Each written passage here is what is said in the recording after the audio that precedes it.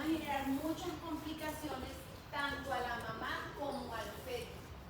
¿Qué otra cosa puede decirnos por ahí el chat que ustedes crean que pasa en estas dos enfermedades? Mafuco, yo estornudo, la verdad.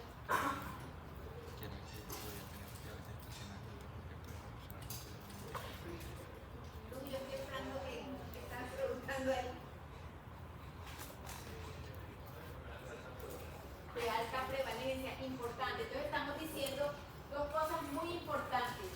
Son de alta prevalencia, ¿qué significa? Poco frecuentes, nada frecuentes. Muy frecuentes. ¿Me da lo mismo? Muy frecuentes. Entonces estamos diciendo que son enfermedades muy frecuentes, o sea, de alta prevalencia. Me voy a encontrar con ellas en algún momento, me voy a tropezar con ellas, así no me guste la ginecología, me voy a tropezar con ellas porque una mujer puede estar en embarazo.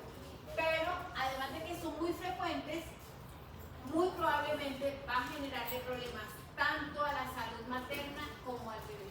Y hay otra cosa importante. ¿Cuál sería el momento de presentar ese problema tanto en la salud materna como en la salud fetal de esa parejita, de ese binomio?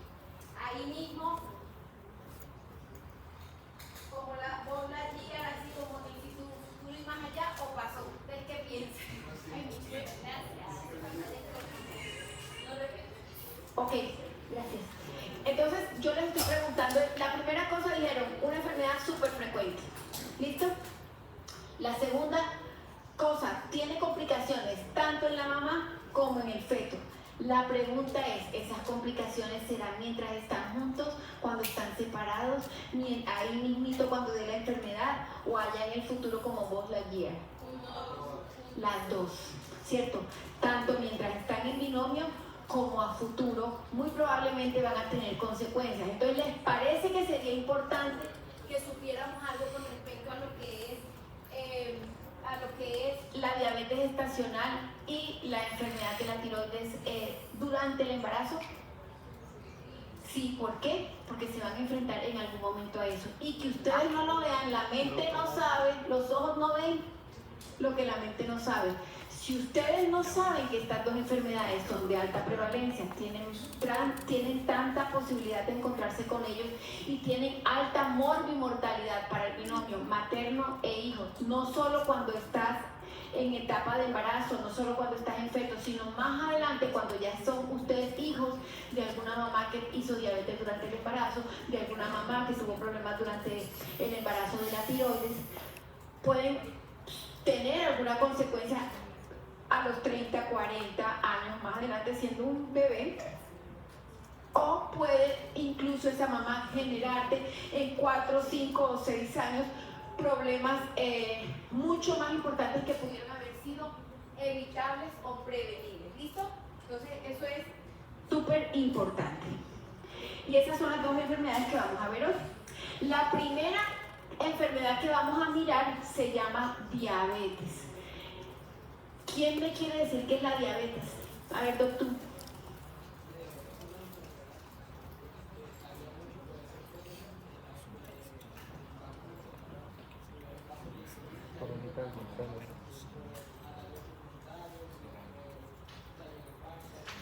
Muy bien. Entonces, bueno, solo te voy a corregir una cosa. No decimos que puede ser crónica, porque siempre va a ser crónica. Solo que cuando tú la empieces a descubrir, nunca la vas a catalogar como aguda, porque siempre va a ser una enfermedad crónica. Si una vez aparece, convives con ella hasta que la muerte los separe. ¿Sí? Eso es importante, pero muy bien. Es multigenética, ¿cierto? Multigénica en la mayoría de las veces. ¿Qué otra definición tenemos por ahí? Los diabetólogos, los que quieren ser internistas, los que quieren ser endocrinólogos, los que quieren saber, porque en la familia hay antecedentes de diabetes. ¿Qué dice la literatura con respecto a qué es la diabetes? ¿Quién quiere? Mañana no me puedo acercar, ya entendí. Ok. ¿Qué dice Google? Mira, a este lado.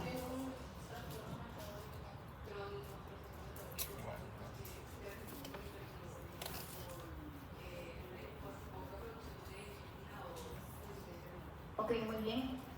Casi casi lo mismo que dijo el doctor. Entonces, estamos diciendo que la diabetes es la enfermedad crónica más prevalente del adulto.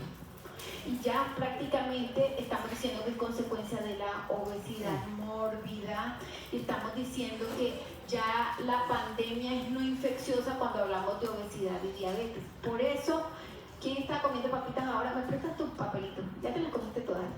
Bueno, echa por acá. Perdóname que todavía tienen, cuídate las botas. Gracias, Doc. Esto apareció en la época de ustedes, porque en mi vida no había semejante cosa, ¿no? Sí saben todo esto que son, ¿cierto? Los sellos de seguridad del ministerio que dicen exceso de grasa saturada, Ministerio de Salud, exceso de grasa no sé qué, muchas... Claro, ¿por qué? Porque en mi época los gorditos eran poquitos, más era la época de la gente desnutrida, malnutrida por desnutrición que malnutrida por sobrepeso. Entonces, como ahora comemos tantas cosas empaquetadas, el sobrepeso hace que tú fácilmente llegues a diabetes. Y una forma de advertirte como una medida de salud pública es estarte diciendo, mira, si te lo vas a comer, esto tiene alto contenido de grasa, esto tiene... Entonces no es que no te lo comas, pero ¿cuántos te vas a comer? Cada cuánto te los vas a comer, que después quieres estar fit o no tener un infarto o alguna otra cosa. Entonces empieza a aparecer todo eso. ¿Por qué? Porque ya la siguiente pandemia no va a ser por infecciones. Son pandemias no infecciosas. Obesidad, diabetes. Por eso hay tanta clínica ahora de obesidad, por eso hay kilos mortales y todas estas cosas, todo lo que hay en televisión. ¿Listo? Entonces, dentro de eso, cuando la mujer está embarazada, hay algo todavía más tenaz, que es que tanto la mujer como su feto pueden estar en riesgo de presentar trastornos de la glucosa durante ese periodo de gestación. Y a eso le vamos a llamar diabetes gestacional. Pero para hablar de diabetes gestacional tenemos que saber primero qué era la diabetes, que es lo que ustedes me están diciendo, y que entonces existe una diabetes pregestacional. O sea, si la señora Pepa que está aquí es diabética, tiene 5 años que le descubrieron la diabetes y ahora queda embarazada, tiene una diabetes pregestacional, previo a la gestación. Pero si la señora Pepa era sana previamente, quedó embarazada y se le subió el azúcar, tiene diabetes gestacional. Y el resumen de diabetes se lo voy a decir aquí. La mayoría, lo vamos a ver ahorita en las diapositivas, pero la mayoría de las mujeres que no tenían diagnóstico de diabetes antes de quedar embarazadas y hacen diabetes mientras están embarazadas, terminan siendo diabéticas en el 85% de las veces cuando ya no están embarazadas. Y estamos diciendo que la diabetes es una enfermedad de alta prevalencia, que en medicina interna y en todas las cosas que ustedes aprendan es de alta prevalencia, te deja ciego, te deja insuficiencia renal, puedes perder una extremidad, vives con procesos infecciosos, no cicatrizas en forma adecuada, etcétera, etcétera, etcétera, etcétera, puedes quedar ciego. Entonces necesito tenerla muy controlada y es bastante difícil porque necesitas saber qué cosas tienes que comer y qué cosas no. Diabólico. ¿Señor? ¿Anabólico o diabólico? No sé qué fue lo que escuché aquí. Anabólico. ¿Quién es anabólica? Súper. La insulina es anabólica y el azúcar es diabólica. ¿Cierto? Ok, entonces, la diabetes mellito constituye la alteración metabólica más frecuentemente asociada al embarazo. O sea, si una mujer está embarazada, ¿cuál es la enfermedad metabólica que más fácil puede tener? Diabetes. Perfecto. Aproximadamente un 1% de todas las mujeres embarazadas van a presentar diabetes pregestacional. Quiere decir que no es muy frecuente que una mujer que tiene diabetes quede embarazada. ¿Entienden eso?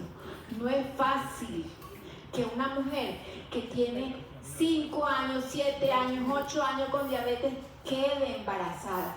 Porque la diabetes, por los niveles altos de azúcar, ¿cierto?, produce como el óxido en el hierro. Lo deforma, ¿cierto? Entonces, la microcirculación de esa persona se altera a medida que van pasando los años. Entonces al principio la persona está bien, a los 5 años o 7 años tiene un problema de pronto de nefropatía y a los 10 años tiene retinopatía diabética. ¿Qué quiere decir? Tengo problemas para la visión, no solamente acumulo algo en el cristalino o algo. Y ese trastorno de la microcirculación, si la señora tiene 25 años de vida y tiene diabetes tipo 1, porque desde los 15 años le diagnosticaron diabetes, o sea que tiene 10 años de diabetes, su útero va a estar bien irrigado, bonitamente irrigado, vasos sanguíneos bonitos para dar una placenta bonita y un feto bien sano. No. Es muy difícil, tiene que estar muy bien controlada. Por eso, el 1% de las mujeres embarazadas con diabetes mellitus tienen más posibilidad, o sea, tienen menos posibilidad de quedar embarazados. Y esos bebés van a estar bien nutridos o desnutridos. ¿Ustedes qué se imaginan? Desnutridos, por supuesto. El hijo de madre con diabetes previa, muy probablemente, si no se controla bien su diabetes durante la gestación, va a tener un bebé pequeño y desnutrido. Pero cuando la mujer no tenía síntomas de diabetes antes de estar embarazada y le da diabetes pregestacional, quiere decir que nadie sabía que tenía diabetes, le hicieron los exámenes y no parecía, pero ahora está embarazada y vamos a mirar por qué. Entonces esa mujer queda embarazada. ¿Ese bebé, esa circulación va a estar dañada o va a estar normal? No, porque va a estar dañada si apenas está empezando la enfermedad. Le hicieron todos los exámenes, no sufría del azúcar ni nada. Quedó embarazada y le diagnosticaron diabetes pregestacional. Diabetes pregestacional no es diabetes mellitus, eso es importante. Es como un estadio 0 de la enfermedad. Entonces, ¿estarían normales o alterados los vasos sanguíneos? Normales. Si yo les digo, ese hierro que está ahí, ¿eso qué es? Acero, pero no me sirve, hagan de cuenta que es un hierro. Ese es una barra de hierro, ¿sí? Y yo la compré hoy y la coloqué hoy. Y no le he hecho mantenimiento. ¿Se ve bien? Sí, cierto, la acabo de comprar. ¿Se ve bien? Sí. ¿Le hago mantenimiento? No. En un año vengo, no le hago mantenimiento en un año. ¿Se va a ver igual? No. Y a medida que vayan pasando los años, si no le hago mantenimiento, ¿se va a caer? Entonces, en la diabetes pregestacional, el vaso está bien porque todavía no hay suficiente daño. No han pasado años que deterioren la microcirculación. Entonces, si ese bebé no tiene trastornos en la microcirculación materna, se va a ver bien alimentado, sobrealimentado o desnutrido. Puede ser bien alimentado o sobrealimentado, ahorita lo vamos a mirar, pero nunca va a estar desnutrido por microcirculación, porque la microcirculación está bien, todavía no ha pasado el tiempo para que se deteriore. ¿Entienden eso? ¿Sí? Ahora lo vamos a mirar. Entonces dice, una mujer que no sufría de nada, súper bien. Era súper TikTok de esas que luchan ahora, yo no sé qué es lo que hacen y empiezan a luchar para ganar seguidores y ese coso, ¿cierto? Y nunca había quedado embarazada. Tok Tok se llama. Bueno, yo no sé cómo se llaman. Y después de eso, esa mujer queda embarazada. ¿Cómo se llama esa mujer? ¿Un nombre de una de ellas? Bueno, de Andreina. Tengo que ver. Andreina. Andreina es una TikToker de esas que está luchando, lucha libre con otra por puntos y todas las cosas, tronco de cuerpo, 1000 veces en el gimnasio, le hacen todos los exámenes, está perfecta. Pero Andreina, que era sana previamente, quedó embarazada. Cuando tenía 24 semanas de embarazo le hicieron una prueba para el azúcar y salió alta. Ella no se iba a dar cuenta porque no tenía ningún síntoma. ¿Cómo está la circulación de Andreina? ¿Bonita y normal o dañada? Bonita y normal, ¿cierto? Entonces, cuando su bebé nazca, no tiene la posibilidad de estar desnutrido. ¿Entendieron eso? Porque ahorita vamos a ver por qué y cómo además va a salir ese bebé. Todavía no lo vamos a decir. Pero sí, la señora Pepa tenía 7 años de diabética. No se controla porque le fascinan todas las bolsitas de paquete. ¿Cómo va a estar esa microcirculación? Mal, afectada, dañada. ¿Ese bebé va a nacer normal o anormal? Anormal, muy sobrenutrido o anormal, súper desnutrido. ¿Entienden la diferencia? No es lo mismo tener el antecedente pregestacional de diabetes que hacer una diabetes gestacional. La clase se enfoca especialmente en la diabetes pregestacional. ¿Sí? Diabetes pregestacional, y vamos a ver por qué. Porque la señora que es diabética ya es un embarazo de alto riesgo desde el principio, es otra cosa. Pero lo vamos a ver también. ¿Listo? La clase se enfoca en diabetes pregestacional. Entonces dice, un 12% o más de las personas a las que les hacen la prueba de diabetes terminan teniendo diabetes gestacional, como Andreina. Andreina pensó que era la top, ¿sí? Pero cuando le hicieron el examen, salió con diabetes pregestacional. Ella se lo esperaba, deportista, 90, 60, 90, pura proteína, puro ejercicio, cero pollo, porque tiene diabetes pregestacional. Y dice que de las mujeres que tienen diabetes durante el embarazo, como Andreina, que no lo tenía previo, se estima que lo que les dije al principio, que casi un 90% van a quedar diabéticas en el futuro. O sea, Andreina tenía 90% o tiene 90% de posibilidad de quedar diabética. Y no es quedar, ahorita vamos a ver qué es lo que quiere decir la clase. Dice, de las mujeres que tienen diabetes durante el embarazo, o sea, eran sanas previamente, se estima que aproximadamente el 87.5% tienen diabetes mellitus pregestacional y no lo sabían. No se lo habían diagnosticado y no tenían síntomas. Venían en silencio. Y el 7.5%, imagínense que es diabetes tipo 1. ¿Qué diferencia hay entre diabetes tipo 1 y diabetes tipo 2? Ustedes ya vieron eso, me imagino.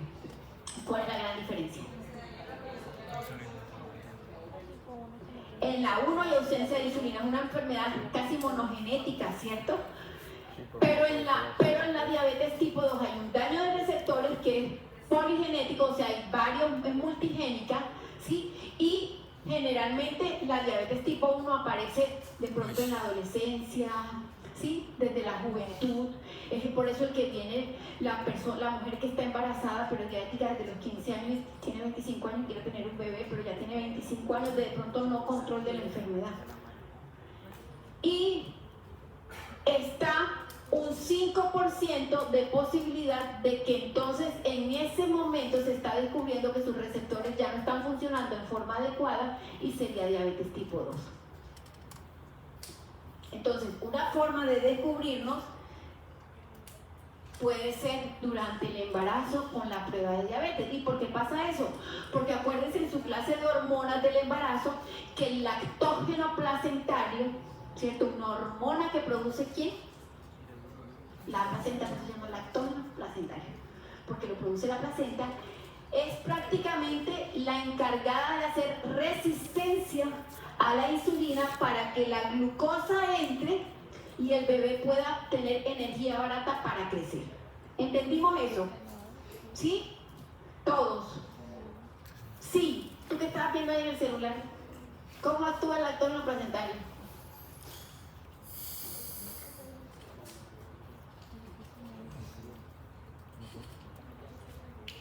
¿Él sabe qué es comer? Ok, entonces, miren lo que les acabo de decir. Lactógeno placentario. Tenemos diabetes pregestacional, miren cómo se ve ese bebé, parece un prematuro, pero es un niño a término que pesa menos de 2 kilos. Se ve casi en el huesito. van a ser bajo de peso, menos de 2.500 gramos, cuando debía pesar 3 kilos y así. Diabetes pregestacional. Y mira lo que pasa en la diabetes gestacional. Ese bebé tampoco, ninguno de esos dos bebés están sanos. ¿Sí? Ninguno de esos dos bebés están sanos. La diabetes pregestacional, que no se cuida, porque si la señora se hace sus controles y todo, va a tener un bebé, lo más esperado que esperamos es que sea lo más normal posible, aunque haya que hacer algunos exámenes, ahorita vamos a mirar. Pero la diabetes gestacional siempre va a dar un bebé que se llama macrosómico, es un bebé obeso. ¿Por qué? Porque tiene mucha biodisponibilidad de glucosa, y cuando el cuerpo tiene mucha glucosa, ¿cuál es la hormona que le fascina? La insulina. Y la insulina es, ¿cómo fue que dijeron? ¿Anabólica o diabólica? Ok, entonces como tiene que estar el bien y el mal, entonces está la anabólica, porque tienes a la diabólica, ¿cierto? No, Dios mío, perdóname por tanta palabra de esa boca. Entonces miren, la glucosa estimula la producción de insulina, y la insulina lo que hace es meter la glucosa en todas las partes de este bebé.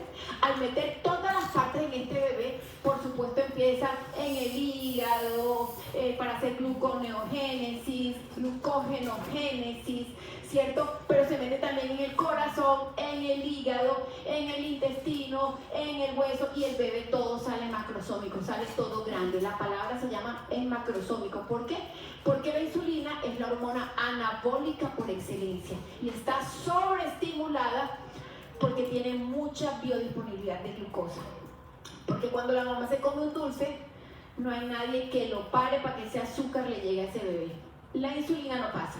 La insulina de la mamá no pasa, pero la glucosa pasa derecho.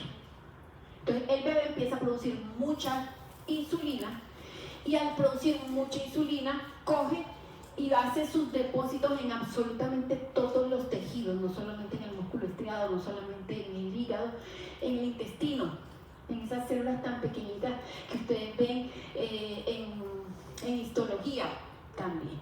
Entonces miren que hay dos tipos de bebés de acuerdo al antecedente materno de la diabetes. Si es pregestacional, nace pequeño, anormal pequeño, pero si es gestacional, nace anormal grande. Ok, ¿cómo hago el diagnóstico de diabetes gestacional? Entonces, para hablar de diabetes gestacional influye lo que es la presencia del lactógeno placentario. Por eso tienes que esperar que la placenta esté haciendo su maravillosa función en la mayoría de su porcentaje, y generalmente entre las 24 y las 28 semanas, no lo tengo por ahí, entre las 24 y las 28 semanas de edad gestacional, a esa mujer embarazada se le hace el examen. Pero si por algún factor de riesgo, porque es que la mamá de Pepa es diabética, porque ella una vez en un estrés tuvo la glucosa alta y después no le hicieron un diagnóstico adecuado, hay un factor de riesgo importante, entonces esa señora se hace ese diagnóstico en el primer trimestre y no en el segundo trimestre de embarazo, pero ya no le vamos a llamar que es pregestacional, porque ahí no está actuando el lactógeno placentario y ahí no hay tiempo de que venía bien y ahora lo descubrí, sino que no estaba diagnosticada desde antes, pero es pregestacional. ¿Entienden eso? Si yo en el primer trimestre de embarazo le hago la prueba a la señora, ¿cómo es que se llamó? Andreina. A la señora Andreina, no sé quién es, ¿oíste? A la señora Andreina, y le sale niveles de glucosa elevados, no es gestacional, aunque está embarazada. Oye, eso tiene más tiempo de lo que yo acabo de descubrir, es lo que tratan de decirte, ¿sí? Pero si todo venía bien, las glucosas venían bien, y cuando tiene 24 a 28 semanas le hacen la prueba y le sale alterada, entonces es una diabetes pregestacional. ¿Entendieron eso? ¿Sí? ¿Sí? ¿No? Ok, repito otra vez. Yo soy la señora Andreina, me hicieron un examen de sangre, de glucosa, me salió bien, tengo 10 semanas de embarazo. Llego a la semana 24, me hacen mi prueba para ver si tengo diabetes gestacional y me sale positiva. Tengo diabetes gestacional, voy a ver si me cuido para evitar que mi bebé nazca grandote y enfermo y yo también tenga problemas. Ese es un escenario. Diabetes gestacional, ese es el verdadero. No, la señora Pepa era súper descuidada y llegó a las 10 semanas de embarazo, a las 10 semanas al médico porque dijo, estoy embarazada. Le hicieron una prueba de glucosa y le dio 500. Eso es gestacional, pero está embarazada. Porque en el primer trimestre eso ya venía viejo en la respuesta. ¿Sí? O sea, la tiene de antes. Por eso, exacto, aquí no hay lactosa placentaria, entonces esa no es la respuesta. La respuesta es, la señora ya era diabética antes de estar embarazada, pero no le hicieron diagnóstico. Entonces no puedo decir que la hizo durante la gestación, porque aquí no debería actuar lactógeno placentario para hacer las cosas. Aquí, desde el principio, lo que pasa es que esa señora no venía a los controles, nadie nunca le había hecho el examen, pero es diabética y no se había dado cuenta, porque hay muchas enfermedades que van en silencio. ¿Mejor? ¿Entendieron todos? ¿Sí? Entonces, si te la diagnostican antes de las 24 semanas, la posibilidad de que no sea pregestacional, sino que tienes más de un año o más años y nadie te lo ha diagnosticado es muy alta. Pero si todos tus exámenes venían bien durante el embarazo y cuando te hagan la prueba para diabetes te sale alta y tú dices, pero si todos mis exámenes de azúcar me han salido bien, ¿cómo así que diabetes? Lactógeno placentario está actuando, está generando más resistencia y lo que le tienes que decir a esa mamá es que la posibilidad de que ella quede diabética más adelante es alta. ¿Sí? ¿Comprendido? Todo el mundo. ¿Sí? Bueno, que no, yo vuelvo y repito. Entonces, ¿cómo hago el diagnóstico de diabetes gestacional? Dice, toda diabetes diagnosticada antes del embarazo se considera pregestacional y dentro de este grupo podemos tener la diabetes mellitus tanto tipo 1 como tipo 2 y otros tipos específicos como las monogénicas. ¿Cuáles son las monogénicas? Por ejemplo, la que le da a los neonatos. No es muy frecuente, cada como en 50.000 neonatos. Yo solo he visto una vez uno en mi vida y falleció. Hizo una diabetes que hacía 500 de glucosa todo el tiempo hasta que se murió. Ponle lo que quieras. Hay un problema genético único que impidió que este bebé pudiera tener adecuada regulación de la glucosa y la insulina. Pero eso no es lo más frecuente. ¿Listo? Ahora, dentro del embarazo, es lo que les estoy diciendo, es importante destacar y descartar que en la primera visita prenatal, pero que sea a tiempo en el primer trimestre, si tú tienes una diabetes franca, no vas a tener diabetes gestacional. Es una diabetes que no había diagnosticado antes a alguien. ¿Listo? Ok, esta tabla no se ve muy bien. Solo se las traigo para decirles, todo esto lo puede producir el azúcar alta en un bebé. A él no le importa si es pregestacional. A ese feto no le importa si la mamá venía vieja con la diabetes o la diagnosticó adentro. Lo que pasa es que cuando la señora viene con diabetes pregestacional, la influencia del daño de la glucosa con su alteración hace que la organogénesis o embriogénesis, que es en las primeras 9 semanas, ¿cierto? Donde a la quinta está sonando el corazón, donde ya tú tienes prácticamente formado a las 9 semanas el feto, pero en miniatura. La posibilidad de que los trastornos por la hiperglicemia generen un corazón izquierdo hipoplásico, que es incompatible a veces hasta con la vida, anomalías del retorno venoso anómalo, hidronefrosis, extrofia vesical, que no tengas una pierna, que no tengas un bracito, como lo vemos a veces en algunos lados, que tengas solo un ventrículo en vez de 2 ventrículos, casi incompatible con la vida en la mayoría de las partes del mundo, que tengas hidrocefalia, microcefalia, holoprosencefalia, y ahí pasan todas las malformaciones que ustedes quieran, que hayan estudiado enfermedades de Hirschsprung, atresia del conducto biliar, síndrome monogénico o desconocido, cualquier cosa puede producir la alteración entre la glucosa, los niveles altos de glucosa en una mujer que tiene diabetes antes de estar embarazada y no está controlada.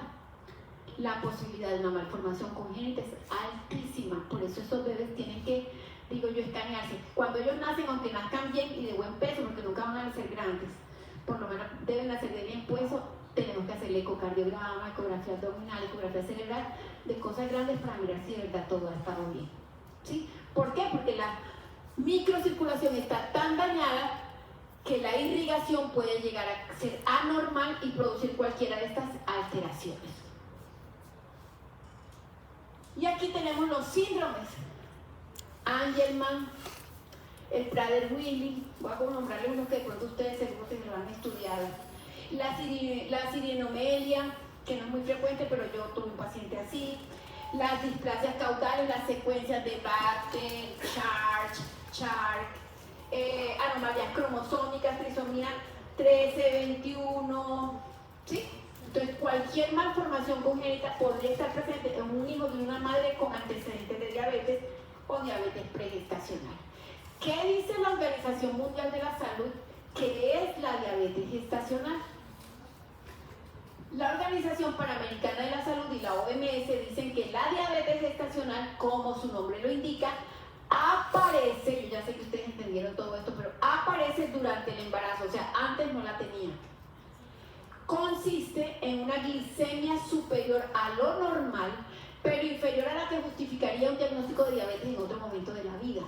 Este tipo de diabetes aumenta el riesgo de sufrir complicaciones durante el embarazo y el parto, y además se los va a producir tanto a la mamá como a su hijo, tanto en el momento del parto, durante la gestación, en el momento del parto y hacia el futuro, incluso ambos de presentar diabetes tipo 2. Se diagnostica mediante pruebas prenatales, más que porque la gestante diga que tiene sed, que está poligúrica o que tiene alguna sintomatología. Tienen que hacer el diagnóstico porque ella no va a tener síntomas. ¿Cuáles son los factores de riesgo para diabetes gestacional? Que la mujer esté en sobrepeso, ¿sí? Porque es como si la insulina no alcanza para todas las células a las que tiene que impactar.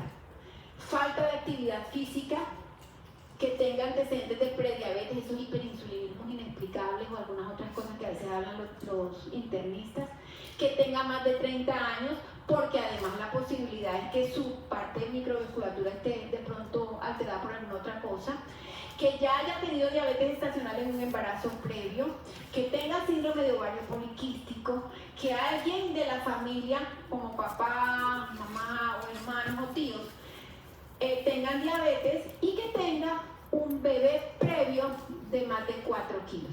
Si durante el embarazo anterior la señora tuvo un bebé que también pesó más de 4 kilos y este pesa 4 kilos, lo primero que le decimos a la mamá es: mamita, usted tiene alta posibilidad de ser diabética más adelante, tiene que cuidarte, porque eso es como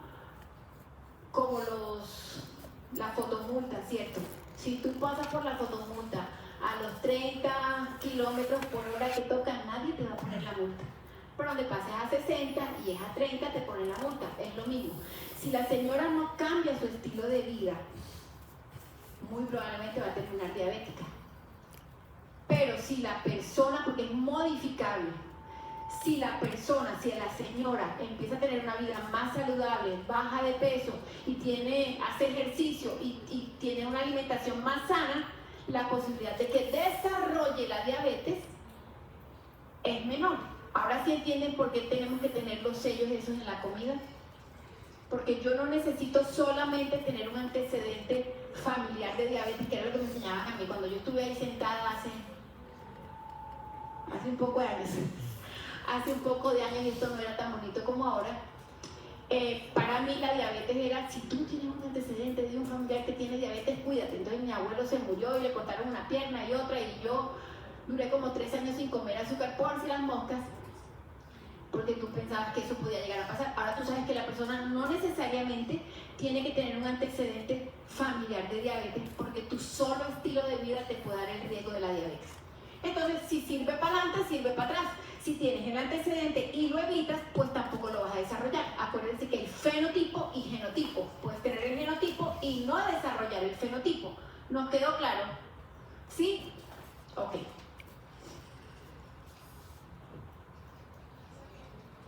Ok, entonces, ¿cómo hacemos el diagnóstico de diabetes gestacional? Hay 2 tipos.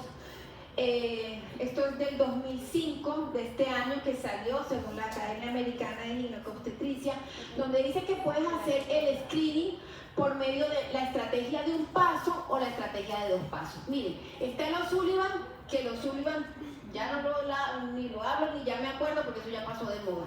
Y hay algunos otros. Este es el más actualizado según la Academia Americana de Ginecobstetricia, el Colegio Americano de Ginecobstetricia.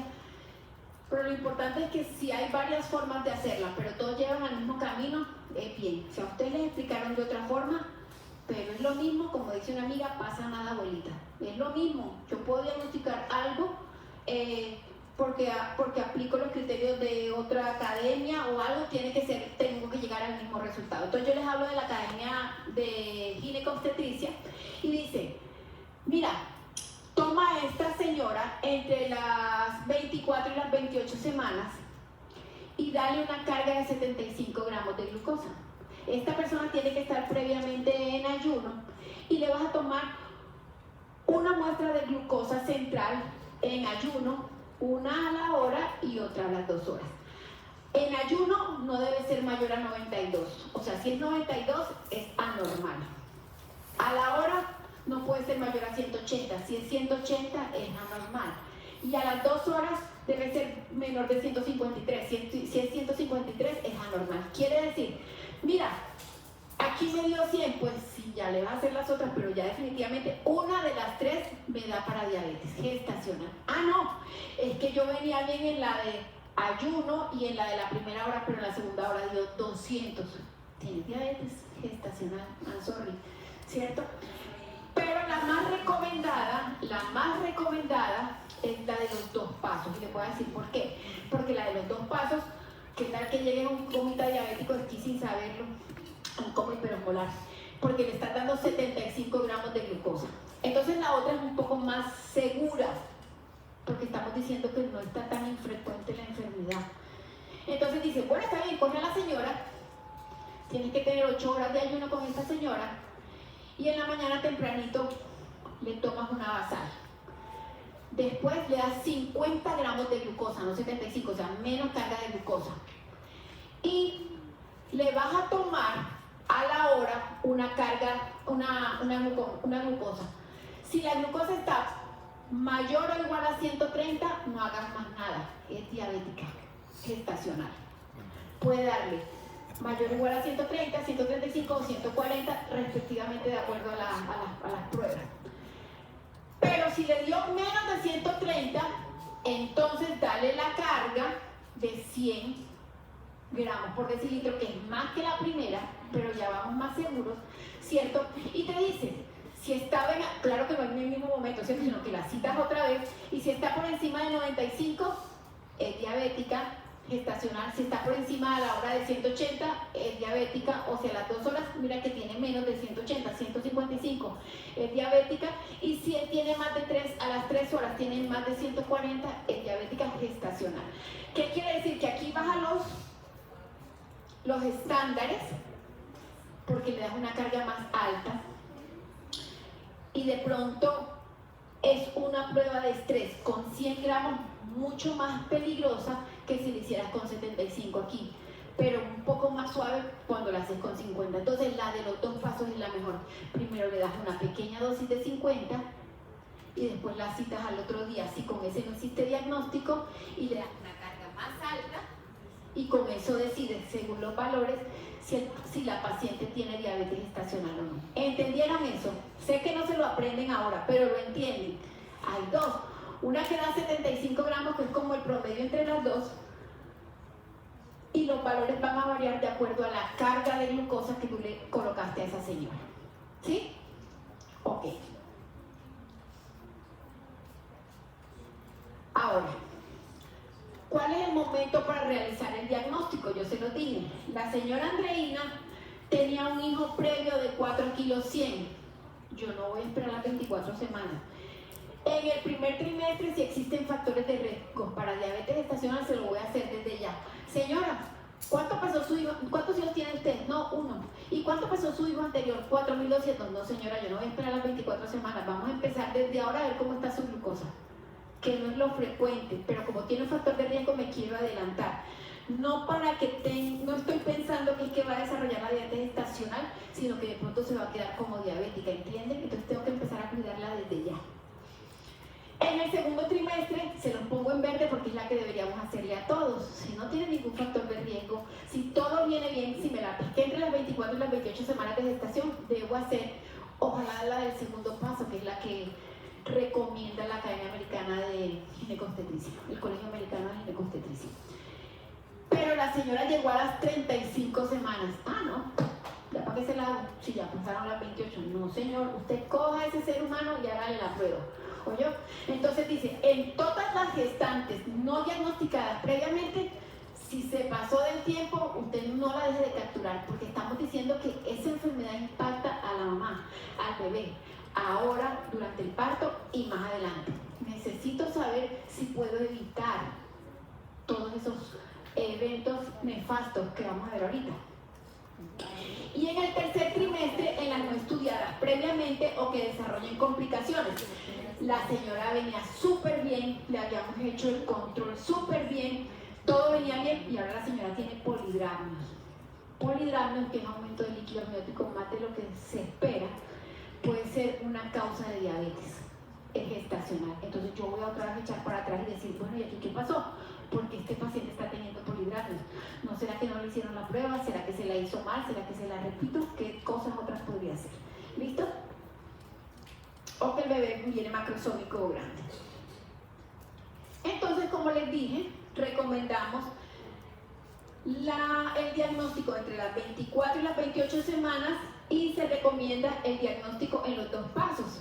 Con 2 o más de los siguientes valores tú haces el diagnóstico. Glucemia basal mayor de 95, 180 a la hora, 155 a las 2 horas o 140 a las 3 horas, ya ustedes lo saben en la literatura como se los mostré en la diapositiva pasada. Aquí vamos a ver, no sé si sale. Este es un neonatólogo yo la tengo aquí al otro lado, de España, que además va a dictar una charla de esto ahorita el viernes en la Sociedad Colombiana de Neonatología. Ay, yo puse esto y ahora dónde está. Y que nos va a hablar acerca de lo que es la diabetes gestacional. Vamos a hablar de los recién nacidos de peso elevado. Soy el doctor Manuel Sánchez Luna, jefe del Servicio de Neonatología del Hospital General Universitario Gregorio Marañón. Bien, de todos he sabido que un bebé que nace con un peso adecuado y que tiene un aspecto de salud es siempre bienvenido en todas las familias, y que tradicionalmente los niños que han nacido con pesos grandes, allá por encima de los 3 kilos y medio, pues parecía una señal de salud. Bueno, nada más lejos de la realidad cuando este peso es excesivo, lo que llamamos nosotros peso elevado. Tradicionalmente se habló de estos niños cuando pesaban más de 4.000 gramos, pero tendemos a compararlo con el peso que deberían de tener en función del momento en el que nacen, esto es de la edad gestacional. Nosotros definimos aquellos recién nacidos que pesan por encima del percentil 90 de los niños que nacen con su misma edad gestacional. Esto, para que se hagan una idea, en aquellos bebés que nacen al final de la gestación, normalmente es por encima de los 4 kilos y medio. No significa que el hecho de nacer con un peso elevado sea un problema médico, evidentemente, pero en algunas ocasiones sí lo es. Tradicionalmente hemos visto y seguimos viendo familias en que los niños nacen con pesos grandes y no tiene ninguna importancia, no tiene más trascendencia. Es algo que es muy conveniente que esto se sepa en los controles de la gestación, porque lógicamente pueden existir dificultades en el momento del parto de estos bebés que son grandes. Dificultades que pueden estar relacionados con el propio mecanismo de la expulsión de estos bebés de tamaño pequeño. Hoy, sin embargo, quiero referirme más a aquellos bebés que nacen con un peso elevado, pero el motivo es diferente. No son familias que tienen habitualmente los niños grandes, sino que se deben a trastornos, en la mayoría de los casos, nutricionales de la madre.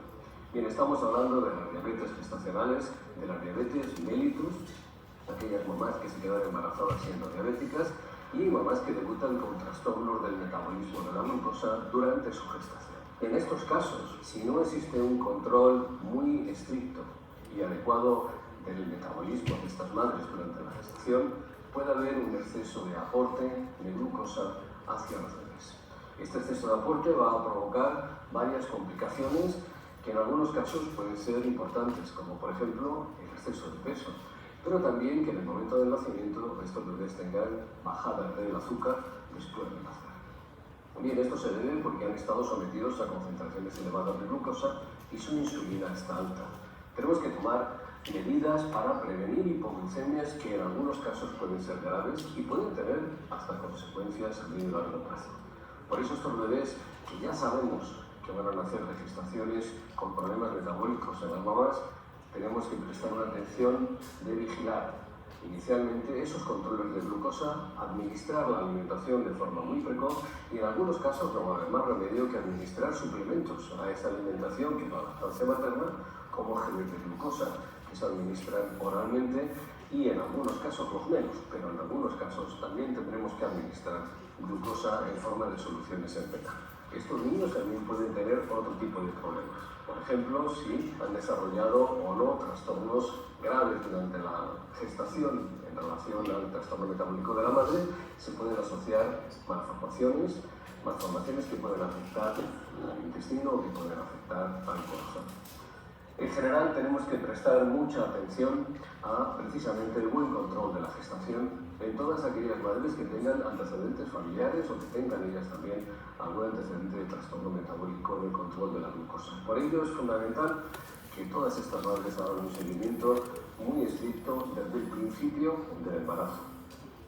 La vigilancia por parte del obstetra o la obstetra, la vigilancia por parte de la matrona, la planificación del nacimiento, programar exactamente en qué condiciones y dónde van a nacer estos niños. Y los cuidados prenatales, perinatales y postnatales inmediatos van a ser fundamentales para evitar complicaciones, no solo de la madre en el momento del parto, sino del bebé en el momento del parto y complicaciones a medio y largo plazo debidos a estos trastornos metabólicos. En general, nacer con un peso alto no tiene por qué dar complicaciones si están bien controlados estos niños. Ok, entonces estábamos viendo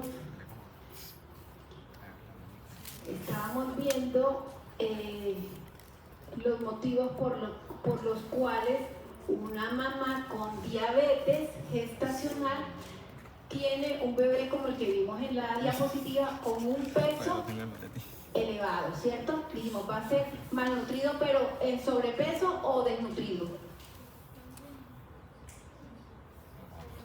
En sobrepeso. ¿Por qué dijimos que era en sobrepeso, Doc? Porque todavía no hay daño microvascular, ¿cierto? Ella apenas está empezando a debutar como en una enfermedad que se puede quedar ahí. Acuérdense que dijimos que está el ejemplo del detector de fotomulta, ¿cierto? Si yo voy por mi vía a buen camino, con buena velocidad, sin pasarme, no me va a pasar nada. Pero si me paso de la velocidad, la fotomulta la tengo a los 2 días en el correo de mi casa, ¿cierto? Entonces es lo mismo. Si la señora la detectamos que tiene diabetes pregestacional, el doctor ahí nos está diciendo la posibilidad de que sea macrosómico, de que ahorita vamos a ver las complicaciones que puede presentar. Yo quiero evitarlas tanto a la mamá, yo quiero evitarlas tanto al bebé, quiero evitárselas durante el embarazo, durante el parto y cuando el bebé y la señora no se acuerden que estaban juntos durante la gestación, ¿cierto? Que es cuando tengan 40 años la mamá. Entonces, ¿qué es lo que ocurre cuando tengo diabetes gestacional? Entonces, miren lo que empieza todo aquí. ¿Se acuerdan lo que hablamos de la glucosa, cierto? Entonces, los niveles de glucosa van a estar normales, ¿altos o bajos? Altos. Y si están altos, dijimos que la glucosa pasa como Pedro por su casa a través de la placenta, ¿cierto? Y la insulina de la mamá, ¿pasa o no pasa? No pasa. Y como no pasa, entonces miren lo que pasa. Hiperglicemia fetal, que la mamá se comió el bombón y de una hiperglicemia. ¿Cuál es la respuesta del feto? ¿Duro? No, sí, obvio, sí, pero ¿qué es lo que produce la hiperglicemia? ¿Te acuerdas que habíamos hablado de la insulina? ¿Y la insulina es un qué? ¿Un qué? Anabólico, ¿cierto? Entonces dice, hay aumento de glucógeno y hay macrosomía. ¿Por qué? Porque lo que va a pasar es que la insulina va a coger la glucosa y acuérdense que esa es la energía barata que nosotros tenemos, ¿cierto? Necesito meter al ciclo de Krebs, todo esto para producir ATP y poder generar tejido. Entonces, ¿qué es lo que va a pasar la insulina? La insulina es como cuando tú tienes una matica y le colocas abono, ¿cierto? Va a estar mejor, va a generar más tejido y va a generar mucho más tejido. Entonces, mira, tienes exceso de glucosa, la vas a convertir en glucógeno, ¿en dónde? ¿A dónde se convierte en glucógeno? ¿En dónde? En el hígado, pero digan lo duro que el doctor fue mi profesor también, así que... ¿Ah? Glucógeno, ¿cierto? Es la forma metabólicamente activa de guardar glucosa. Pero se va a meter ¿en dónde? No solamente en el hígado. ¿Dónde más se va a guardar ese glucógeno? En el tejido muscular, ¿cierto? No para hacer cuadritos, sino entonces ¿qué es lo que va a hacer? Más tejido, no solo estriado, a nivel de se lo dije, a nivel del intestino también entre las células se va a aumentar y eso va a disminuir el espacio de la luz del intestino. Ese bebé puede tener un estreñimiento, que no se dice estreñimiento, sino que hace un microcolon, simplemente mientras está lleno de glucógeno por dentro de las células que tienen un exceso que no deberían tener. También se van a aumentar los glóbulos rojos fetales. ¿Por qué? Porque la insulina es un catabólico o anabólico. Anabólico. Entonces, si yo tengo mucha insulina, ¿qué le pasaría a esa médula ósea? Produce más o menos células. Más células. Y dentro de las más células que más contamos, pero puede producirlas todas, tenemos la célula eritroide. Y esa célula eritroide va a hacer que tengas muchos glóbulos rojos fetales, que me van a generar problemas, porque aunque tenga muchos glóbulos rojos no voy a poder respirar bien, porque estoy como en un trancón. Se llama poliluria, ¿cierto? Tengo tantos glóbulos rojos que la sangre se vuelve tan espesa que no hace el efecto del efecto Bohr, por ejemplo, de capturar oxígeno y de eliminar CO2. ¿Por qué se produjo todo esto? Porque la mamá le dio ¿mucha qué? Y el bebé respondió con mucha insulina. Entonces, la insulina, ¿cierto? Tiene un efecto contrario a los glucocorticoides. Los glucocorticoides, ¿cierto? Como los ésteres de colesterol, pero podemos decir que el cortisol ¿va para el mismo lado que la insulina o va para el lado contralateral de la insulina? Para el lado contrario. Si la insulina está elevada, el cortisol va a estar disminuido. Entonces, en los pulmones hay una sustancia que se llama surfactante, y ustedes la van a conocer el semestre entrante. El surfactante es una sustancia que hace que tú puedas respirar y tus pulmones no colapsen. Y ellos necesitan muchos ésteres de colesterol, y cuando tú naces, el momento más estresante de tu vida es nacer. No es perder un examen, no es que te dejó la novia, ni siquiera que secuestren a la persona, es nacer. Entonces, cuando tú estás estresado, el cortisol va a estar alto o bajo. Alto. Pero si estás en hiperinsulinismo, va a estar alto o bajo. Bajo. Y si está bajo, y yo les digo que necesito del cortisol y que necesito de los ésteres de colesterol, ¿voy a tener full surfactante o poquito surfactante? Y si tengo poquito surfactante y les estoy diciendo a ustedes que el surfactante me ayuda a que yo respire bien y a que mi pulmón no colapse, ¿el bebé puede respirar bien? Bueno, entonces, ¿quién me quiere decir una cosa que haga los niveles de glucosa altos en ese feto anormalmente porque tiene niveles de insulina elevados? Voy a ir pasando por ello. Tengo niveles de insulina elevados y tengo glucosa alta. ¿Qué le puede pasar a tu bebé? Porque no está respirando bien. No respira bien, muy bien. ¿Qué le puede estar pasando a tu bebé? Va a tener el cortisol bajo. Muy bien. ¿Qué le va a pasar a tu bebé? Tiene el cortisol bajo. La imaginación es importante. No tiene que ser lo que dijimos. ¿Qué te imaginas? Respirar bien. ¿Ya lo dijeron?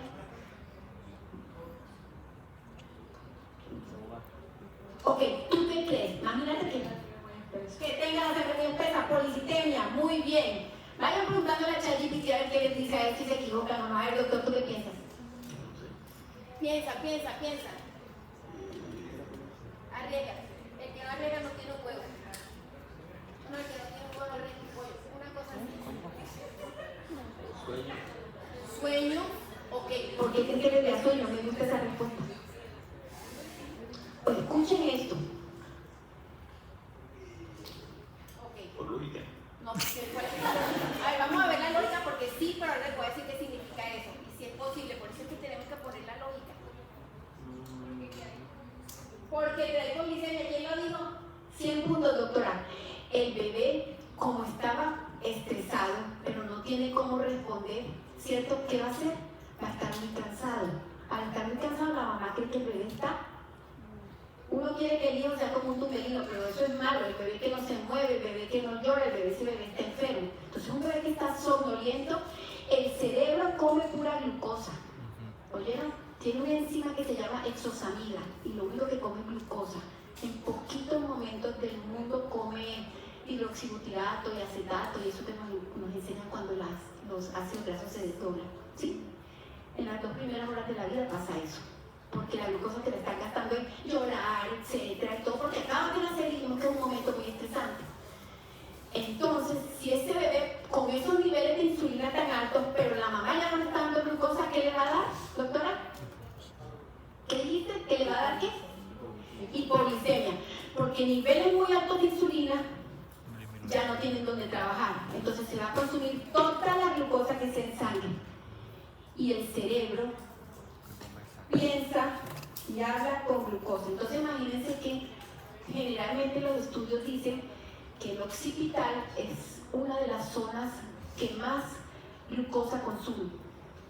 Entonces ese bebé hace una hipoglicemia refractaria, nadie se da cuenta y después cuando va al colegio sufre de violencia porque no se aprende las matemáticas, porque no sabe leer bien, porque pierde los años, pues nadie se acuerda que no estuvieron pendientes de que era un bebé macrosómico y como dijo el doctor en el video, la hipoglicemia que no se trata puede afectar más adelante a ese bebé.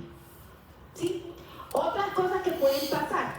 Cuando nosotros nacemos tenemos un promedio de 3,5 kilos para pasar por el canal vaginal. Si ese bebé pesa 4,5 kilos o 4 kilos 100, ¿puede pasar por el canal vaginal? Y si pasa, ¿qué pasaría? ¿De qué? Se desgarra la mamá. Muy bien. Entonces, ¿qué pasa? Nosotros nacemos a los 9 meses porque nosotros tenemos menos cabeza que cuerpo, pero cuando somos bebés tenemos más. O sea, nosotros ahora tenemos más cuerpo que cabeza, pero cuando somos bebés tenemos más cabeza que cuerpo. Por eso nacemos a los 9 meses y no nos paramos como los animalitos de una vez. ¿Sí? Entonces, ¿qué pasa? Pasa que si el bebé pesa más de 4 kilos, y lo vi más de una vez, un bebé tocó decapitar y a veces toca decapitar, bueno, paren bolas, porque se queda trancado y no puede salir. No puede salir. Qué horrible, ¿cierto? Decapitar es que lo tienen que decapitar y se murió el bebé. Es horrible. Este año pasó en una clínica que no quisiera decir. Por eso lo digo porque generalmente puede pasar. Algún día yo casi no lo vi, pero el bebé se murió después de una parte cerebral terrible. Pero también hay otras cosas. Eso no es lo más frecuente, pero entonces, ¿qué puede pasar? Que al final el bebé pasó. Pero si el bebé pasó, ¿qué pasó? Se le fractura la clavícula. Ustedes han visto esos bebitos, esos señores que le guían los carros que tienen un bracito más chiquito que otro y están a veces ahí por las 72 hay uno. Eso es una parálisis de Ehrlich. Eso es por una lesión del plexo braquial, ¿cierto? Pues existe porque en el canal del parto seguro se fracturó la clavícula, lo alaron de un brazo para poder sacarlo y se dañó todo C7, C8. ¿Cierto? Puede pasar. Yo vi a veces deditos fracturados de fémur porque no puede salir, porque ese bebé no puede salir por canal vaginal. Si el bebé pesa más de 4 kilos, la posibilidad de morirse o quedar con parálisis cerebral es alta porque puede pasar todo esto. Ahora estamos hablando del bebé. ¿Qué le pasa a la mamá? Lo dijo la doctora. Antes de que el bebé nazca, ¿cierto? La placenta se puede desprender antes de tiempo porque está demasiada distendida la capacidad uterina. Entonces, en un desprendimiento de placenta puede morir la mamá o puede morir el bebé. 1, 2, ¿cierto? Entonces, no pasó eso, pero el bebé se queda trancado como lo vimos. 3, la señora, el bebé va a salir y la señora se desgarra toda y todas sus partes quedan terribles y después queda, miren, sistema digestivo con sistema rectovaginal unido. Horrible. Se llama desgarro grado 4. Evitable todo lo que estamos diciendo, ¿cierto? Pero no, menos mal que salió el bebé, menos mal que pudo salir el bebé, la señora puede hacer una atonía uterina y se llama se muere en código rojo, que es una hemorragia que no para nadie o la llevan urgente a cirugía a quitarle el útero a esa señora. Todo eso pasa en ese momento. Y si no pasaron esas cosas, estamos diciendo que el bebé hace dificultad para respirar, que puede tener hipoglicemia, que puede tener una fractura, que puede tener policitemia, que no se va a adaptar bien al medio que está afuera.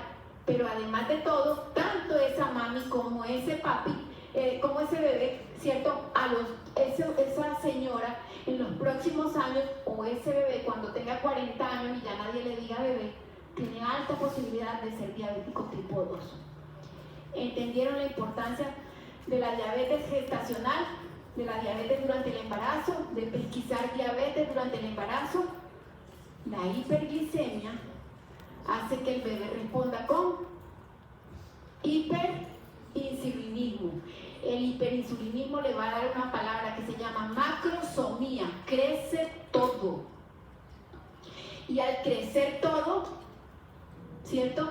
Va a tener complicaciones para salir, complicaciones hacia la mamá, ¿cierto? Y posteriormente complicaciones si no modifican sus estilos de vida en 5 o 10 años.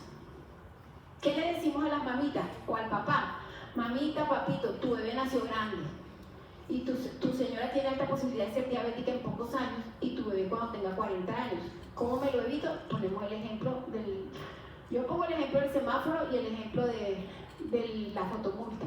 ¿Por qué? Porque te da tranquilidad saber que puedes tener control de no producirte esa enfermedad si tú modificas tu estilo de vida, que se llama verdadera promoción y prevención de la salud.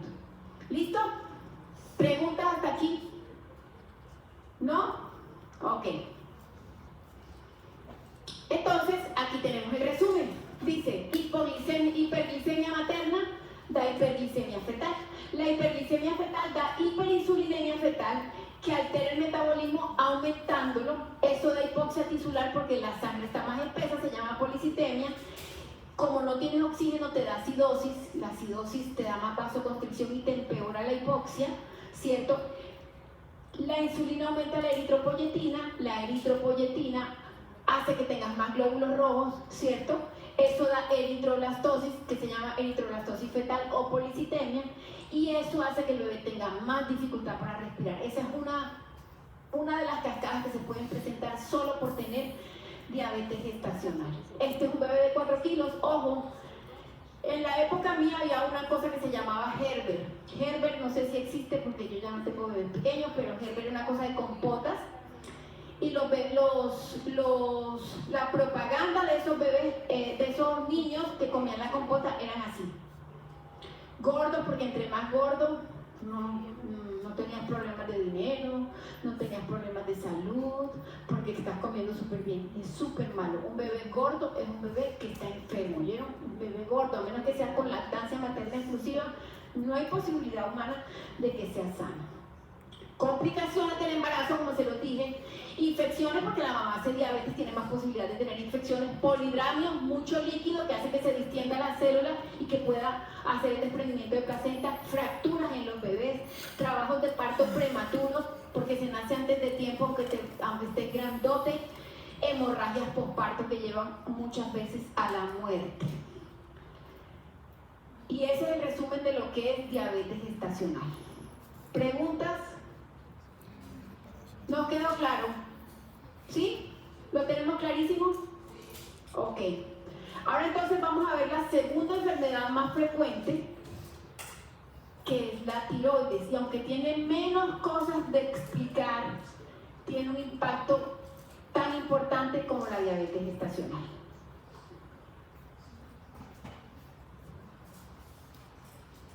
Ok, entonces, uno de los ejes hormonales durante el embarazo más importantes y que cambian y repercuten de manera indirecta en el desarrollo fetal es la tiroides. Uno cree que necesita el corazón y uno cree que necesita el cerebro, pero mi hermano, si no tenemos tiroides, no tenemos hormonas de estrés, no respiramos bien, no tenemos buena presión, no tenemos buena termorregulación. Así que es supremamente importante la tiroides. Pero ¿por qué vamos a hablar de tiroides en el embarazo? Porque durante el embarazo la tiroides que tenemos las mujeres es insuficiente para atender al feto y a la mamá, y el feto al principio no tiene suficientes hormonas tiroideas y las necesita. Entonces, ¿qué hace la naturaleza? Aumenta su trabajo casi un 40% más para suplir las necesidades propias de la mamá y las necesidades del feto. ¿Sí? Por eso debemos tener en cuenta previamente si la función tiroidea de esa mamá está normal, y posteriormente se hace todo lo que tiene para que la señora y el bebé tengan un adecuado funcionamiento de la tiroides. Entonces, para eso les digo que esa tiroides aumenta en un 40% su función. Dice de un 10 a un 40% su tamaño, con un incremento asociado de la producción de hormonas tiroideas hasta el 50%, para poder hacer que el feto tenga en las primeras semanas de embarazo, antes que la placenta y la tiroides del feto puedan hacer toda su función, va a ser las hormonas tiroideas maternas, especialmente la T4, la que va a poder atravesar la placenta, convertirse adentro en T3 y poder hacer el funcionamiento de las hormonas tiroideas. Cosas que hacen las hormonas tiroideas, sobre todo cuando estás a nivel fetal, te ayuda a producir neuronas, te ayuda a hacer mielina, células de Schwann, te ayuda a conectar una neurona con otra, ¿cierto? Sinaptogénesis. ¿Sí? Entonces, si no tienes eso, vas a tener problemas neurológicos más adelante, ¿cierto? Puedes llegar a tener parálisis cerebral o trastornos del aprendizaje.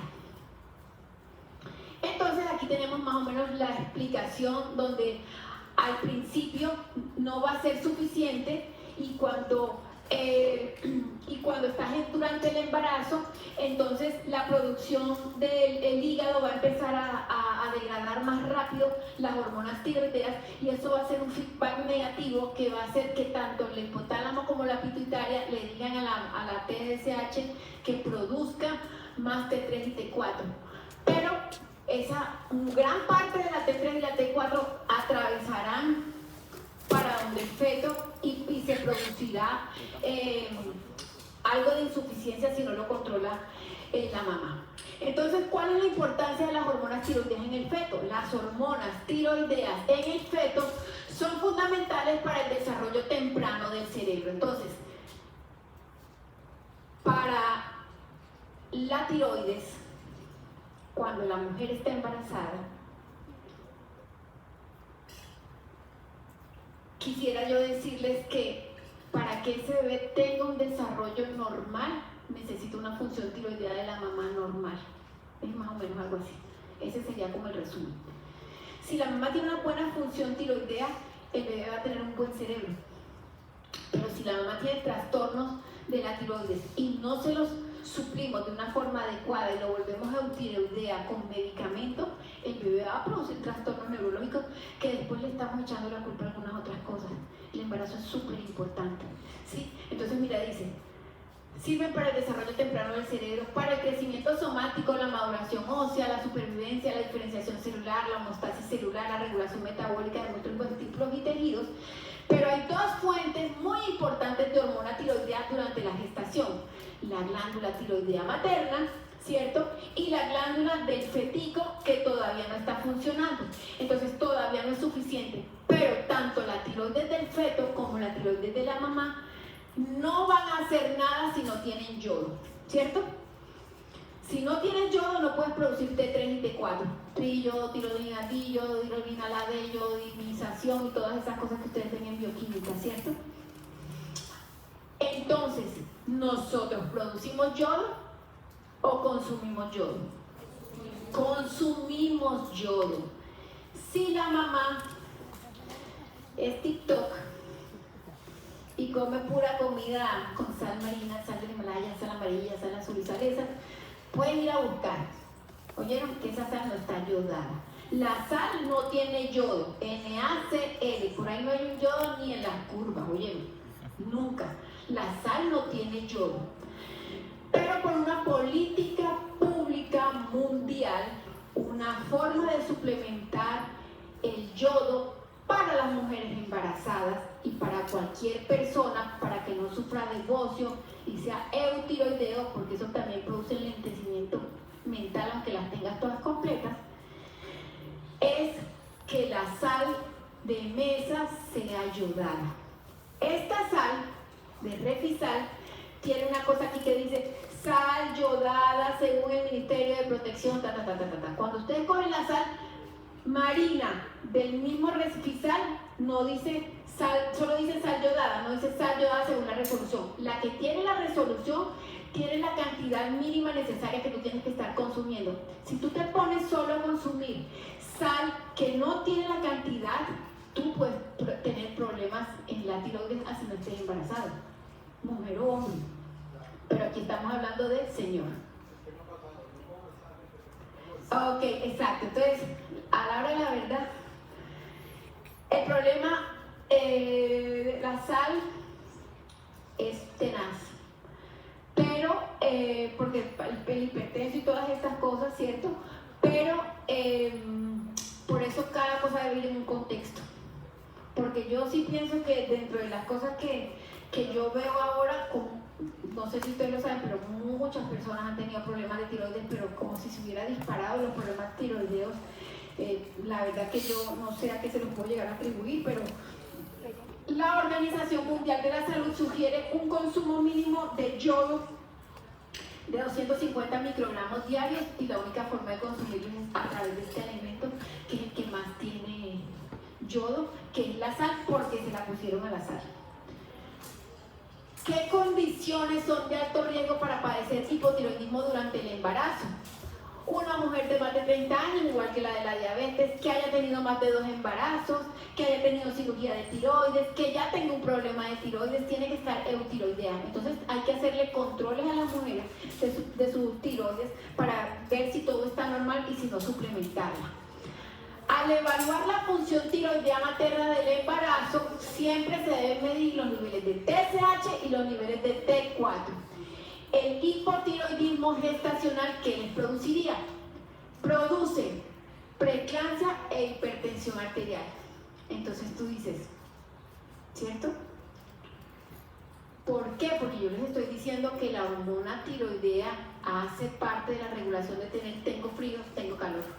La presión la tengo alta, tengo bradicardia, tengo taquicardia. Desprendimiento de placenta, partos prematuros, bajo peso al nacer, aumento de la tasa de cesárea porque hay más complicaciones, hemorragias posparto, mortalidad perinatal y deterioro cognitivo en el neonato.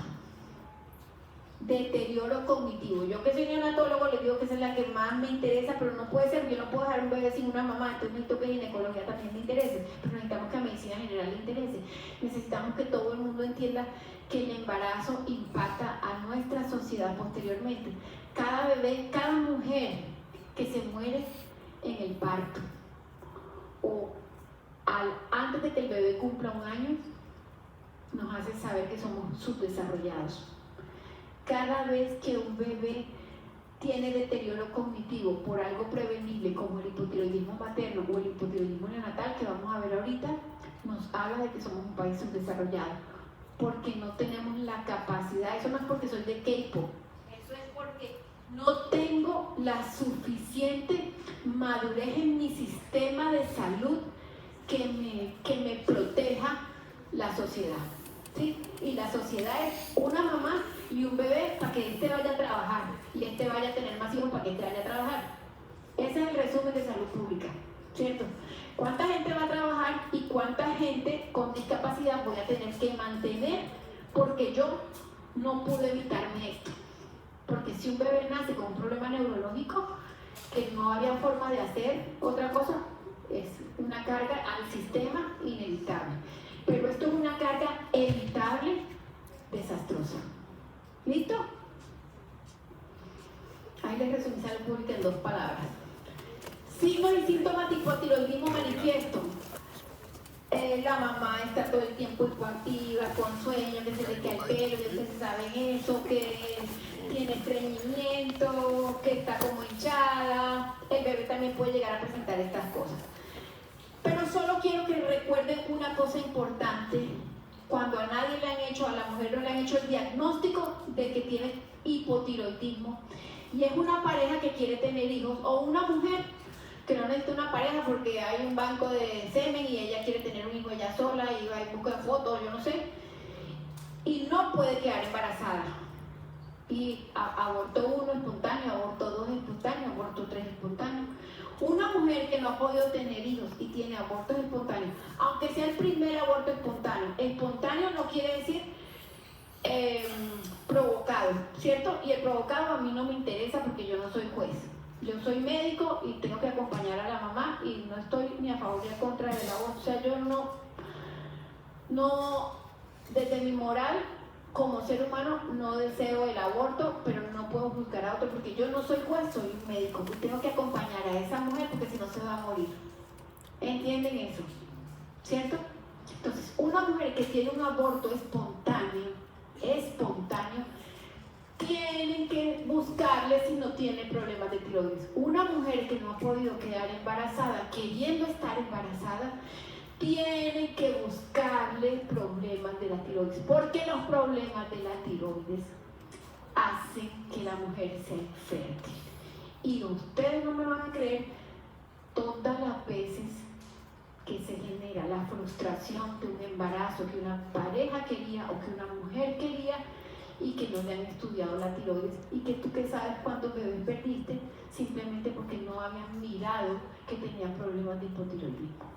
Entonces, cada vez que yo veo una mujer que hizo un aborto espontáneo, sí, yo puedo pensar, una malformación, eso nos lo dicen en genética, pero mírale la parte de endocrinología y mira la parte de la tiroides, porque muy probablemente existe una relación demostrada entre la pérdida temprana de embarazo antes de las 20 semanas y la autoinmunidad en mujeres eutiroideas con tasas hasta del 36%.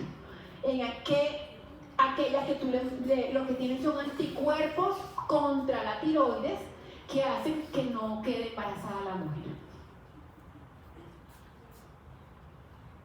Ok, esto va en aumento, el hipotiroidismo pregestacional y el cáncer de tiroides también.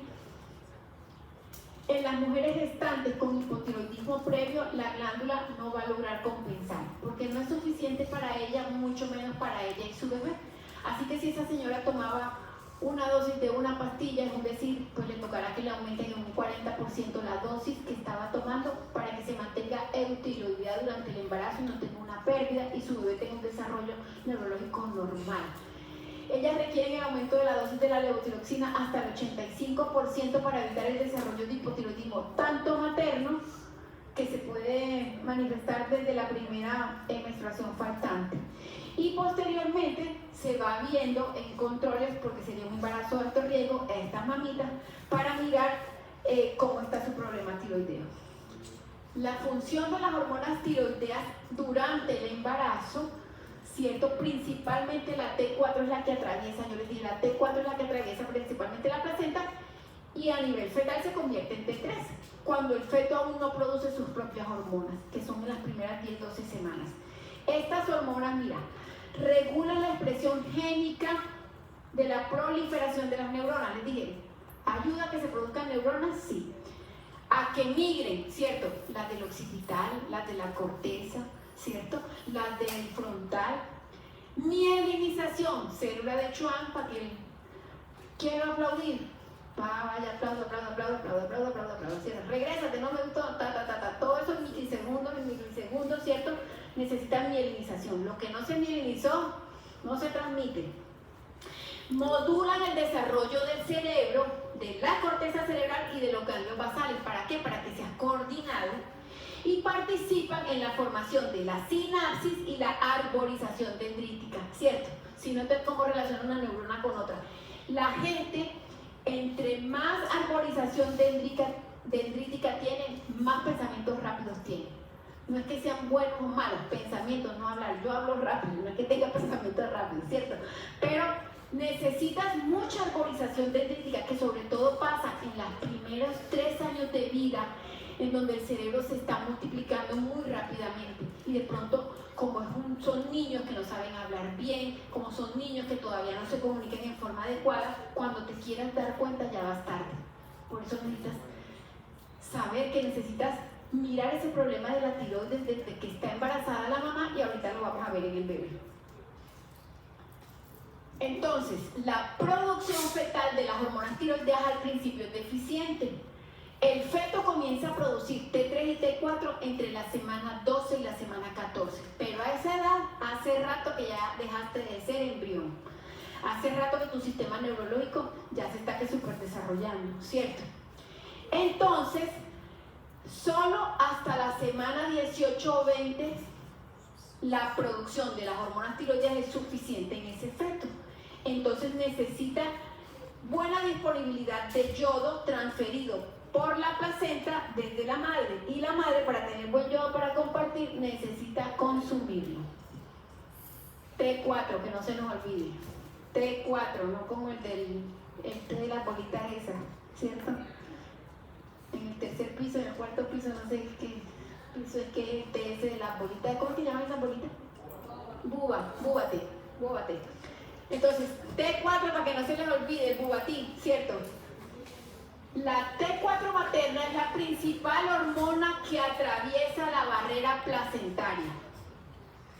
Y la T3 atraviesa muy poquito. Entonces, la T4 atraviesa la barrera placentaria y se convierte adentro del feto en T3 y llegan y hacen su efecto.